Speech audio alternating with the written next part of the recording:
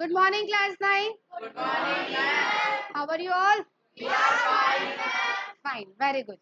So, class, today we will continue our yesterday's chapter. Yesterday we are talking about electoral politics. क्या था erectile politics? क्या था? Any idea? एक brief recap जल्दी से करेंगे.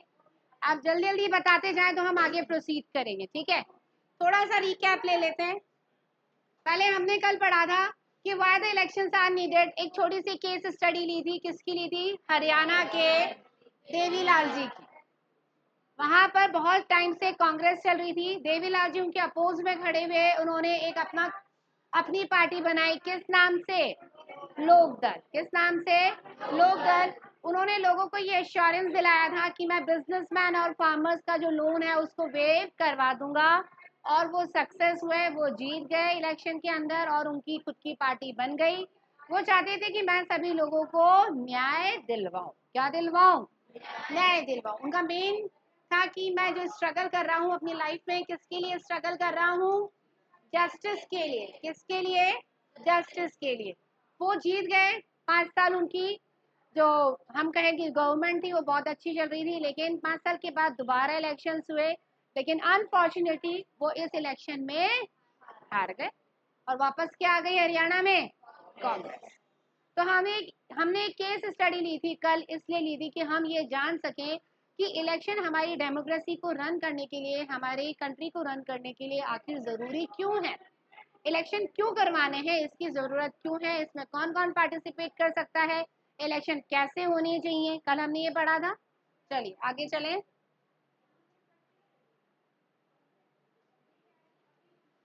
Y do we need elections?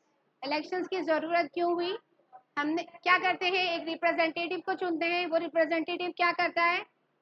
हमारे प्रॉब्लम्स को आगे लेके जाता है और एक अच्छा डिसीजन बना के हमारी प्रॉब्लम का सोल्यूशन फाइंड आउट करता है.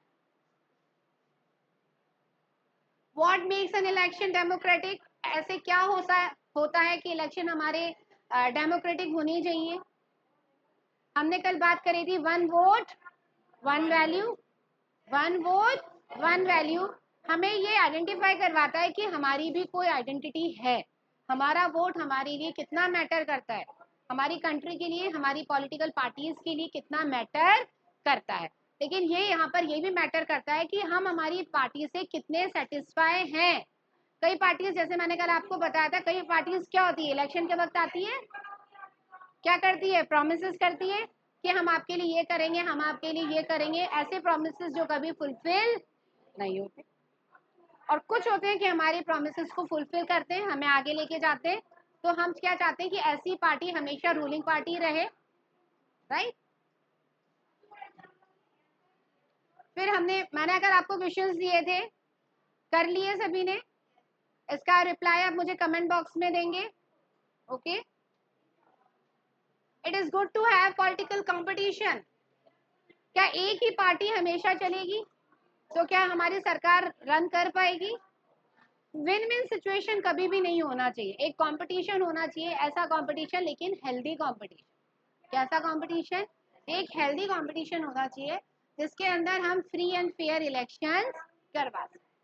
Now what are the merits of elections? फायदे क्या क्या हैं बताएं.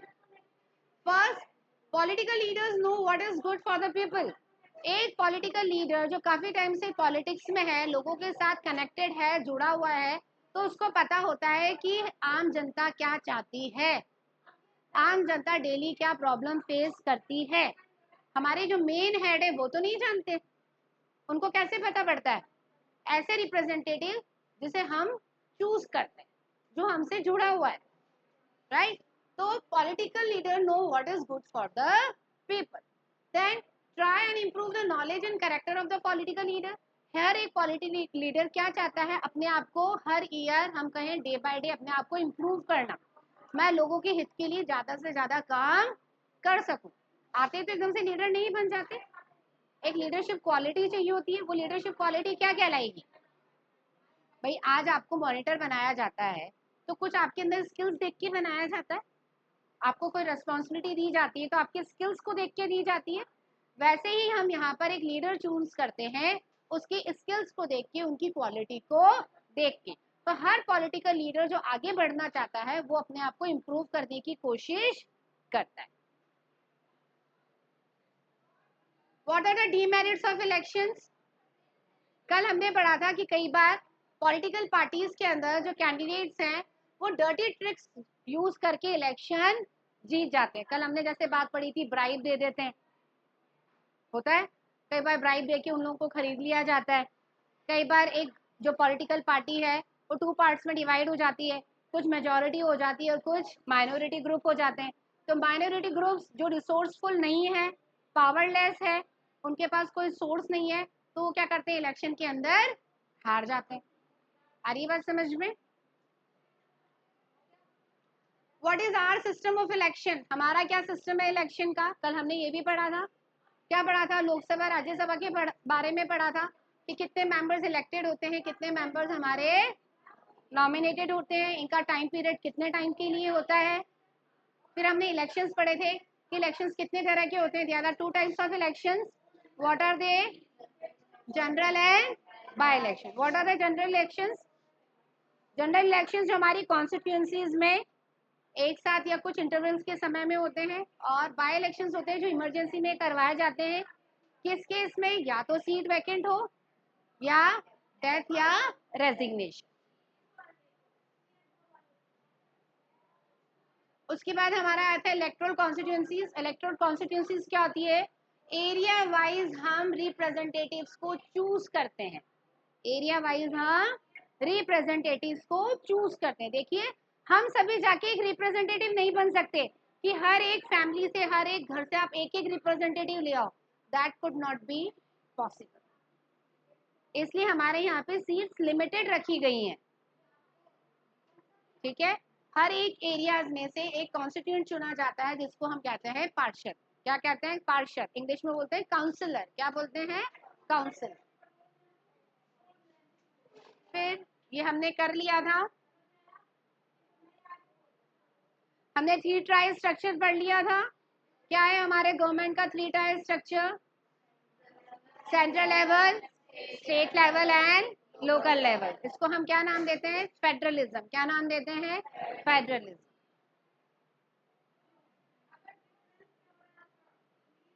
कल हमने बात करी थी रिजर्व कॉन्स्टिट्यूएंसीज की।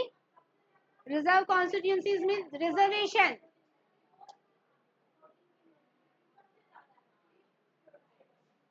रिजर्वेशन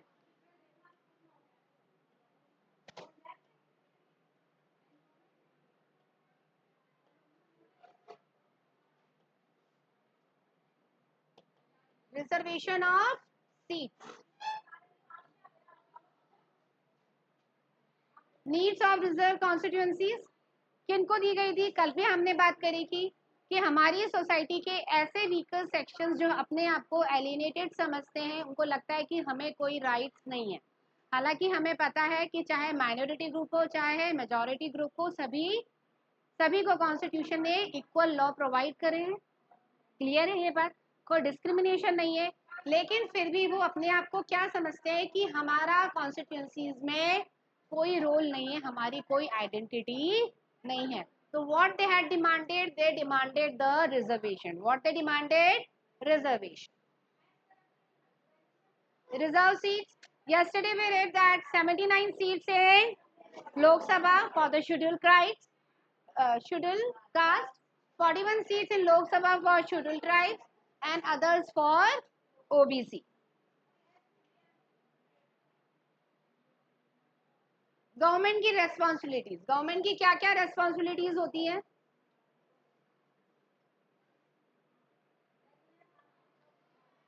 हमें यहीं से आज स्टार्ट करना है। तो ये हमारा अब तक का रिकैप हो चुका था, अब हम यहाँ से स्टार्ट करते हैं। तो आज हमारा टॉपिक है गवर्नमेंट रेस्पॉन्सिबिलिटीज। इलेक्शन करवाते वक्त what are the responsibilities of government? Government की क्या क्या रेस्पॉन्सिबिलिटीज आती हैं? गवर्नमेंट क्या करेगा? गवर्नमेंट की ड्यूटी है कि एलिजिबल वोटर्स को फाइंड आउट करे। हर साल वो हमें इंटीमेट करवाते हैं कि in your family is there anyone who is now 18 years of age can fill the form for vote.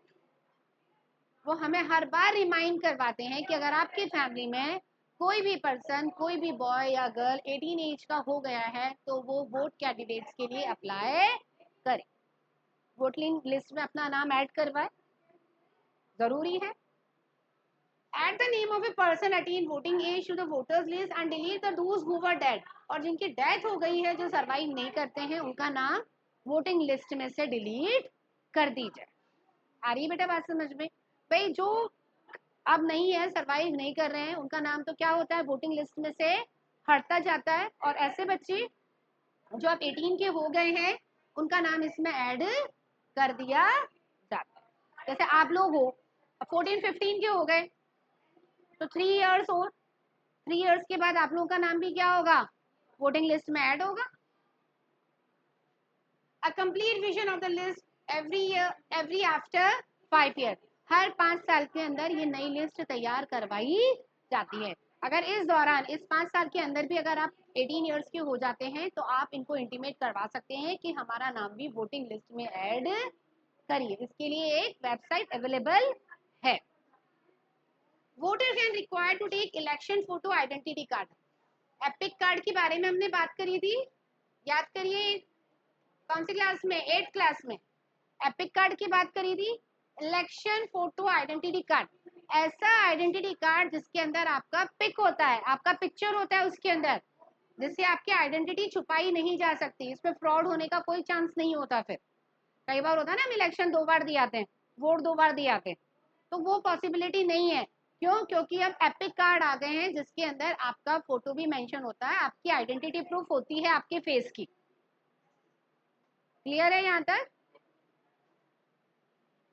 Voter can require to take EPIC card और द राशन कार्ड और द ड्राइविंग लाइसेंस। अगर आप election के वक्त जा रहे हो, vote देने जा रहे हो, तो आप इन तीनों चीज में से कोई भी चीज अपने साथ लेके जा सकते हो इलेक्शन के वक्त। आप अपना लाइसेंस भी लेके जा सकते हो तो भी आप वोट दे पाओगे, आप अपना राशन कार्ड भी लेके जा सकते हो तो भी आप वोट दे पाओगे। ठीक है, क्लियर है? हाँ हाँ हाँ, वोटर कार्ड और एपिक कार्ड एक ही होता है। वोटर कार्ड में पहले पिक्चर नहीं आती थी, लेकिन अब आपकी आइडेंटिफिकेशन के लिए आपकी पिक्चर भी उसमें लगी हुई होती है। नॉमिनेशन ऑफ कैंडिडेट, कैंडिडेट को कैसे नॉमिनेट किया जाता है बताइए? आप लोग खड़े हो सकते हैं इलेक्शन के लिए? नहीं। क्या एज चाहिए होती है?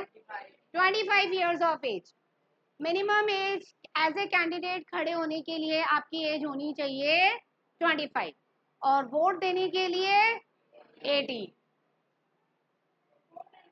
इसमें किसी तरह की कोई रेस्ट्रिक्शन नहीं है, चाहे वो किसी भी कास्ट का हो, कलर का हो, क्रीड का हो, वो एज ए इलेक्शन में एज ए कॉन्टेस्ट पार्ट कर सकता है, एज ए कंटेस्टेंट वो पार्ट ले सकता है। इसके अंदर किसी तरह की कोई रेस्ट्रिक्शंस नहीं है।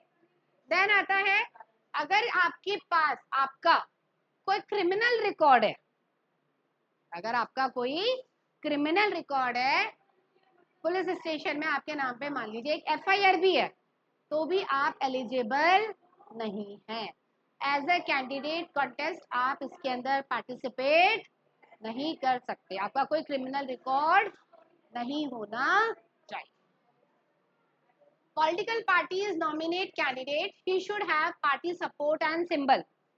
ऐसा नहीं है कि कोई भी जाके खड़ा हो जाए, उसके पास प्रॉपर तरीके से एक पार्टी होनी चाहिए, एक पॉलिटिकल पार्टी होनी चाहिए, एक पॉलिटिकल पार्टी का सिंबल भी होना चाहिए। जैसे कल हमने बात करी थी, साइकिल है और सिलेंडर है, इस तरह के सिंबल्स बना दिए जाते हैं ना, अपने आइडेंटिफिकेशन के लिए सिंबल्स चूज करे जाते हैं। Ticket, party nomination is called the ticket. अगर आप किसी पार्टी के लिए नॉमिनेट कर दिए जाते हो, चुन लिए जाते हो, तो उसको क्या बोलते हैं हम? टिकट। क्या बोलते हैं? टिकट। क्या आपको इलेक्शन लड़ने का टिकट मिल गया? नहीं मिला, अभी नहीं मिलेगा क्योंकि आप अभी 18 साल से कम के हैं। Is that clear? Any questions, any problem? Shall we move? Everyone got it? Sir, rules for the nomination of candidate. अब क्या क्या रूल्स होंगे? अगर किसी कैंडिडेट को चूज करना है तो गवर्नमेंट ने उसके लिए क्या क्या रूल बनाए, आगे देखते हैं। Person wishes to contest election should do the following. क्या क्या करना होगा? सबसे पहले एक फॉर्म को फिल करना होगा, फॉर्म फिल होगा। फिर एक सिक्योरिटी के नाम पे आपको कुछ अमाउंट डिपॉजिट करवाना होगा जो गवर्नमेंट ने फिक्स कर रखा है, मतलब कुछ आपको डिपॉजिशन वहां पर देना होगा। Then give details of serious criminal record pending. वैसे तो क्रिमिनल कर ही नहीं सकता, एलिजिबल ही नहीं है वो उस चीज के लिए, but in case you have any और आपको लगता है कि नहीं मैंने ऐसा कोई नहीं किया है, तो आप उसको मेंशन करें। उस फॉर्म में आपको क्या करना होगा? मेंशन करना होगा। Details of families assets and liabilities, आपकी फैमिली का रिकॉर्ड देना होगा। आपके पास कितनी प्रॉपर्टी है, असेट हो गई आपकी प्रॉपर्टी, आपका बैंक बैलेंस, सब कुछ आपको उसके अंदर डिटेल देनी होगी कि आपके पास इतना कैश है, आपके पास इतनी प्रॉपर्टी है, इतने रुपए की प्रॉपर्टी है, सबका मेजरमेंट होता है, पूरी ब्रीफ डिटेलिंग देनी होती है, सरकार को देनी होती है और वो सरकार पेपर में भी प्रिंट करता है। जी हाँ, पूरा डिटेल आती है, कुछ भी इसमें हिडन नहीं होता। क्लियर यहाँ तक बात? जी हाँ, अगर आप एज ए कैंडिडेट खड़े हो रहे हो इलेक्शन के लिए तो पूरा आता है। फिर लाइबिलिटी, आपके ऊपर कोई लोन है, आपको कितना मार्केट में पैसा आपका उधार चल रहा है, आपको कितना पे करना है, ये सब आपका लाइबिलिटी के अंदर आता है। ये भी आपको गवर्नमेंट को डिटेल देनी होगी कि भाई मेरा इतना अमाउंट पेंडिंग है, इतना मुझे गवर्नमेंट को देना है या इतना इसको देना है, वो सारी डिटेल आपको यहाँ पे मेंशन करनी होगी। क्लियर? समझ आ गया? Detail of education qualification only for formalities, आप क्या हैं, आप क्या करते हैं, ये सारी डिटेल भी आपको देनी होगी कि भाई आप कितने पढ़े लिखे हैं, एट प्रेजेंट आप क्या वर्क करते हैं। मतलब ये समझ लीजिए इलेक्शन में अगर आप खड़े हो रहे हैं तो आपको अपनी सारी डिटेल देनी होगी। आपके पास कितने व्हीकल्स हैं, क्या है, कितनी प्रॉपर्टी है, कितने बड़े घर में आप रहते हैं। हाँ जी पूछिए। रॉन्ग इन्फॉर्मेशन नहीं हो सकती बेटा, इसके अंदर क्रॉस चेकिंग होती है, गवर्नमेंट के ऑफिसर्स आते हैं पूरी चेकिंग के लिए, तो इसमें रॉन्ग इन्फॉर्मेशन का तो कोई क्राइटेरिया ही नहीं है। हम सोचे कि भाई रॉन्ग इन्फॉर्मेशन लिख दें और चल जाएगा काम, तो नहीं, वो पॉसिबल नहीं। और रॉन्ग इन्फॉर्मेशन देनी भी क्यों है? सब प्रिंट होता है, अगर आप ऐसे इलेक्शन नॉमिनेट हो रहे हो तो न्यूज़पेपर में जाएगा, आता है, आप लोगों ने ध्यान नहीं दिया, आता है। उसमें कई बार आता है चल अचल संपत्ति, अगर आपने कभी पढ़ा हो तो न्यूज़पेपर कभी पढ़ेंगे तो उसमें आता है, मेंशन होता है ये किसके पास इतनी चल अचल संपत्ति है, इतना इसका मार्केट में पैसा बकाया है, सबके आते हैं। वो तो आपसे बैंक बैलेंस वगैरह सब मांगती है ना, पूरी डिटेलिंग मांगती है कि आपके पास बैंक बैलेंस कितना है। बैंक बैलेंस से मैटर है, what cash you have at that time वो नहीं चाहिए, आपका बैंक बैलेंस। आ गई बात समझ में? पूरी डिटेल चाहिए होगी। आगे चले। Election campaign why and when, election campaign करना, प्रचार करना, देखते हैं, नारे सुनते हैं, रैलीज निकलती है, डेमोन्स्ट्रेशंस होते हैं अलग अलग अपने बैनर्स के साथ, देखें हम सभी ने देखे। चलिए, purpose of election is to give people chance to choose their leader, to have free and open discussion is necessary. Purpose of election is to give people chance to choose the leader. Election होते हैं, हमें एक chance दिया जाता है, हमें opportunity दी जाती है कि हम आपको कानूनी रूप से अधिकार दे रहे हैं कि आप अपना लीडर चूज करिए। इलेक्शन में पार्टिसिपेट करके हमने क्या किया? अपना अपना लीडर चुना कि मैं इन्हें फेवर करता हूं, ये मेरे लिए ये करते हैं। समझ रहे हैं आप बात को? Election campaign can done only to educate the voters about their future program and policies. Election campaign क्यों किया जाता है? लोगों को अवेयर किया कराया जाता है आपको याद हो तो हमने एक पढ़ा था SVEEP programme. It is the SVEEP programme. लोगों को एडुकेट करना, लोगों को अवेयर कराना कि वोट देना जरूरी क्यों है, ये आपके लिए क्या मायने रखता है और हमारे देश के लीडर्स के लिए क्या मायने रखता है, हमारी फ्यूचर की पॉलिसीज क्या है, हमारी प्लानिंग क्या है, हम आगे 5 साल में किस तरह से काम करेंगे और उससे हमें क्या क्या बेनिफिट होने वाले हैं, ये सब हम कैंपेन के थ्रू लोगों को समझाते हैं। तो that is the election campaign. आ रही है बात समझ में? Campaign is for 2 week period. कितने टाइम पीरियड के लिए दिया जाता है? We have given only 15 days. अपना कैंपेन करने के लिए हमें कितना टाइम देती है government? 15 days.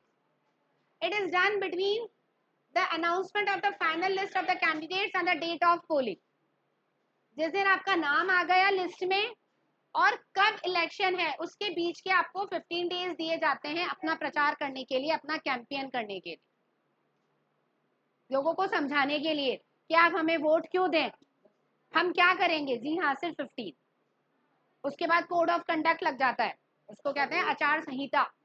Code of conduct लग जाना, बैन लग जाना कि अब आप कैंपेनिंग नहीं कर सकते। नहीं, पहले से नहीं। 15 डेज गवर्नमेंट ने फिक्स कर रखे, इस टाइम पीरियड से इस टाइम पीरियड के लिए आप कैंपेनिंग कर सकते। उसके बाद कोड ऑफ कंडक्ट लग जाता है। नहीं, पनिशेबल है। ड्यूरिंग कैंपेन आप क्या क्या कर सकते हैं? Candidates contact their voters. मान लीजिए, जस्ट टेक द एग्जांपल, हम हमारा ही मान लेते हैं कि भाई हमने 2 जने हमारे मॉनिटर्स के लिए चूज कर लिए कि भाई या तो ये या तो इन दोनों में से हमें एक चूज करना है, और आपको 15 डेज का टाइम पीरियड दिया जाता है कि भाई आप मैक्सिमम से मैक्सिमम वोट आप अपने कलेक्ट कर लो। अब वोट कैसे मिलेंगे? जब आप अपने साथ के कलीग्स को समझाएंगे कि भाई आप मुझे वोट क्यों दें, मैं आपके लिए ये करूंगी, मैं आपको ये फैसिलिटी दूंगी, मैं आपको ये फैसिलिटी दूंगी। तो यहाँ पर इन 15 डेज में इनको ये करना होता है। हर एक कैंडिडेट अपने ज्यादा से ज्यादा कॉन्टैक्ट यूज में लेगा, लोगों को कॉल करेगा, उनको अवेयर करेगा, उनको मैसेज करेगा कि मैं इस पार्टी से खड़ा हुआ हूँ और आप मुझे वोट करें। वोट करें तो क्यों, वो सारा उसको मेंशन करना होगा। Leaders address election meetings. Meetings held करते हैं, वहां पे जो लीडर खड़ा होता है वो लोगों को एड्रेस करता है, बताता है। मोबिलाइज देयर सपोर्टर्स, अपने सपोर्टर्स को चारों तरफ भेजते हैं कैंपेनिंग के लिए। Party try to focus public attention on big issues. बड़े बड़े मैटर्स के ऊपर लोगों का ज्यादा ध्यान खींचते हैं कि भाई इतने टाइम पीरियड से ये बहुत प्रॉब्लम चल रही थी, तो इस प्रॉब्लम को हम इस तरह से सॉर्ट आउट करने वाले हैं। छोटे छोटे डिस्कशन तो होते ही है, लेकिन बड़े बड़े मैटर्स जो वाकई में एक बड़ा प्रॉब्लम है, बड़ा मुद्दा है, उसको सॉल्व करने की ये बात करते हैं। To attract the party in that issue they made slogans. लोगों को अट्रैक्ट करने के लिए नारेबाजी होती है, उसके लिए क्या यूज करते हैं? ये स्लोगन। पढ़े होंगे सभी ने स्लोगन। कैसे कैसे स्लोगन पढ़ते हैं बताओ? हमारा नेता कैसा हो, हाँ, और 1 2 3 4 आगे, हाँ, फिर वो पॉलिटिकल लीडर का नाम ले लिया जाता है। तो ऐसे different different types of slogans बनाए जाते हैं जो हमारे टंग ट्विस्टर बन जाते हैं ना, टंग पे आ जाते हैं। ठीक है। फिर election related stories and debate will show in the TV और द न्यूज़पेपर। टीवी और न्यूज़पेपर के अंदर भी एडवर्टाइजमेंट्स के तौर पे भी आ जाता है, इसको वोट दें। नेक्स्ट, पार्टी स्लोगन देखिए कौन कौन से होते हैं। लोगों को अट्रैक्ट करने के लिए हमारे यहाँ पे भी ऐसे पार्टीज बनाए गए थे। कांग्रेस पार्टी का 1917 में था गरीबी हटाओ। क्या था? गरीबी हटाओ। जनता दल का था 1977 में save democracy. Left front party का था land to the tiller. Telugu, जिसको टीडीपी बोला जाता है, तेलुगु देशम पार्टी, उनका था protect the self respect of Telugu. तो डिफरेंट डिफरेंट टाइप की जो पार्टीज हैं अपने डिफरेंट डिफरेंट स्लोगन्स देके लोगों को अट्रैक्ट करने की कोशिश करती हैं, और ऐसे बनाए जाते हैं जो हमेशा टंग पे रहें, लोगों को इजीली लर्न हो जाए। Law for free and fair election. हम फ्री एंड फेयर इलेक्शंस की बात कर रहे हैं, तो गवर्नमेंट क्या करती है? ऐसे लॉज बनाती है कि कोई भी पॉलिटिकल लीडर उसको क्रॉस ना करे, उस बाउंड्री को क्रॉस ना करे। एक लिमिटेशन बना दी, एक सेट ऑफ रूल्स बना दिया कि भाई अगर आप इस तरह से करोगे तो आप इलेक्शन से बाहर कर दिए जाओगे, क्योंकि इलेक्शन हमें कैसे चाहिए, free and fair. Bribe and threaten voters are not acceptable. किसी को धमकी देना या किसी को ब्राइब, किसी को रिश्वत देना इज नॉट अलाउड। आपका टिकट आपसे वापस ले लिया जाए। No suppose to use government resources for election campaign. Election campaign के लिए आप किसी तरह का गवर्नमेंट रिसोर्स नहीं यूज में ले सकते। कोई गवर्नमेंट ऑफिस हो गया, गवर्नमेंट स्कूल्स हो गए, गवर्नमेंट कॉलेजेस हो गए, उसको आप अपना सेंटर नहीं बना सकते कैंपेनिंग के लिए। Not allowed to appeal on religion and caste. Religion and caste के नाम पे वोट नहीं मांगोगे कि हम तो भाई एक ही रिलीजन के हैं, आप हमें वोट देना, हम आपके कास्ट के हैं सेम, तो आप हमें वोट देना। हाँ हाँ बोलिए।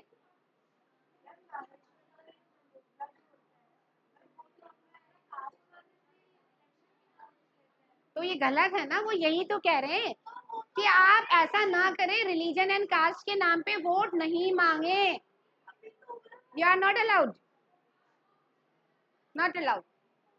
should not spend more than 25 lakh in constituencies of Lok Sabha and 10 lakh in state और assembly election। अगर आप किसी इलेक्शन के लिए खड़े हो रहे हैं तो उन्होंने बजट फिक्स कर दिया है, इससे बजट से ज्यादा आप अपने इलेक्शन कैंपेन में पैसे खर्च नहीं कर सकते। 25 lakh and 10 lakh. Then code of conduct, जिसको हमने बोला आचार संहिता लग जाना, कि 15 डेज का टाइम पीरियड होता है आपके पास कैंपेनिंग के लिए। Then after that you are not allowed for the campaigning. उसके बाद आप कैंपेनिंग नहीं कर सकते।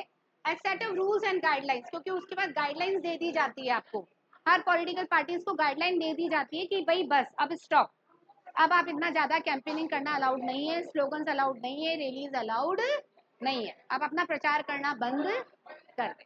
उसको हम क्या बोलते हैं, code of conduct. Clear class. Election day and venue. Election day आ रहा है पास में, तो उसके लिए अब हमें क्या फिक्स करना पड़ेगा, एक प्लेस, राइट। तो पहले तो डे फिक्स किया, the day when the voters vote, and the venue हो गया पोलिंग बूथ। क्या डिसाइड किया जाता है, पोलिंग बूथ। तो मोस्टली इसके लिए कोई स्कूल्स, गवर्नमेंट स्कूल्स या गवर्नमेंट ऑफिस यूज में लिए जाते हैं। अब ये यहाँ मत कहना कि मैम गवर्नमेंट रिसोर्स नहीं यूज में लेने, गवर्नमेंट रिसोर्स यूज नहीं लेने कैंपेनिंग के लिए। इंडिविजुअल पॉलिटिकल पार्टी अपने कैंपेनिंग के लिए गवर्नमेंट रिसोर्स को यूज में नहीं ले सकता, लेकिन यहाँ तो गवर्नमेंट इलेक्शन करवा रही है तो अपने पोलिंग बूथ के लिए वो गवर्नमेंट रिसोर्स को यूज में ले सकता है। कैंपेनिंग नहीं करनी है, अगर मान लिया जाए आप इलेक्शन में खड़े हैं, ये इलेक्शन में खड़ा है, अब दोनों को कैंपेनिंग करनी है, तो गवर्नमेंट स्कूल ले लिया, गवर्नमेंट कॉलेज ले लिया, वहां अपना सेंटर लगा लिया, पार्टी का बोर्ड लगा लिया, नहीं, वो आपको अलाउड नहीं है। आप इलेक्शन के दिन गवर्नमेंट, किसी भी गवर्नमेंट स्कूल को, गवर्नमेंट ऑफिस को as a polling booth choose कर सकती है, क्योंकि वहां कोई बैनर नहीं लगते हैं, सिर्फ इलेक्शन का डे लिखा हुआ होता है कैंप, और कौन सी पार्टी है, वो दोनों पार्टीज अपने अलग अलग का सेटअप करके बैठ जाती है। वहाँ कोई कैंपेनिंग नहीं होती जिस दिन आप वोट करने जाते हैं, आप जाते हैं और अपना एपिक कार्ड यूज करके आप वोट देकर आ जाते हैं। आ रही है बात समझ में, क्लियर हो रहा है class. To cast vote and one should have, देखिए that is the EPIC card, इसमें हमारा फोटो लगा हुआ होता है, देख लीजिए सभी, इस तरह का हमारा एपिक कार्ड होता है। अगर आप चाहें तो घर पे जाके अपने पेरेंट्स का भी देखिएगा कि एपिक कार्ड क्या है। देखिए आपका नेम, फादर नेम, जेंडर और आपकी बर्थ डेट, और इस तरह से हम जब वोट देते हैं तो हमारी फिंगर पे इस तरह का मार्क लगा दिया जाता है कि आपने वोट दे दिया है। क्लियर है, put a mark on a finger. Early time voting and present day voting, देखिए पहले इस तरह से स्लिप आया करती थी, जिसकी कटिंग करके हमें जिसे देना होता था उसकी कटिंग करके उसके बैलेट बॉक्स में डाल के आते थे हम। पहले जब होते थे वोट, जब हमारे पास ईवीएम मशीन नहीं आई थी, राइट, तो इस तरह से इलेक्शंस हुआ करते थे। इसमें अलग अलग देखिए सिंबल्स लिखे हुए हैं, यहाँ पे पॉलिटिकल पार्टीज के नेम लिखे हुए हैं और जो लीडर खड़ा हुआ है उसके नेम लिखे हुए हैं। और अब हो गई है ये इलेक्ट्रॉनिक वोटिंग मशीन, हमें जिसे देना है उसके आगे हम प्रेस का निशान कर देंगे। 30 सेकंड के लिए प्रेस होगा। उसके बाद अगर आपने इसको प्रेस कर दिया, उसके बाद ये कोई से भी जितने भी बटन है वो काम नहीं करेंगे, ये प्रेस रह जाएगा 30 सेकंड के लिए। आप बाहर आ जाएंगे, उसके बाद ये अपने आप रिलीज हो जाएगा। हाँ हाँ, पोलिंग के बाद क्या होता है, ईवीएम मशीन को सील कर दिया जाता है। जैसे कि हमें पता है एक ईवीएम मशीन में अराउंड 16 कैंडिडेट्स वोट कर सकते हैं। And taken to a secure place, इसको ओपन किया जाता है कुछ दिन के बाद, जो गवर्नमेंट डेट फिक्स करती है उस दिन सारे ईवीएम मशीन्स को खोला जाता है, काउंटिंग करी जाती है कैंडिडेट एजेंट के सामने। Highest number of vote from the constituency is declared elected, जिस कॉन्स्टिट्यूंसी से सबसे ज्यादा वोट आएंगे वहां का मेंबर डिक्लेयर कर दिया जाता है। रिजल्ट विल अनाउंस और report the event in television, radio और न्यूज़पेपर। जो भी रिजल्ट होता है वो इन मीडिया के थ्रू लोगों को बता दिया जाता है। तो class we will off today only till here. आज का लेक्चर हम यहीं ऑफ कर दें, हम इसको कंटिन्यू करेंगे नेक्स्ट क्लास में। ओके अब बेटा आगे इसके क्वेश्चन आंसर्स आने वाले थे, but our lecture is over, our time slot is over, so we will continue in the next session. Okay, and the yesterday's video will public today, so you have to give reply all the question answers. Okay, till then bye.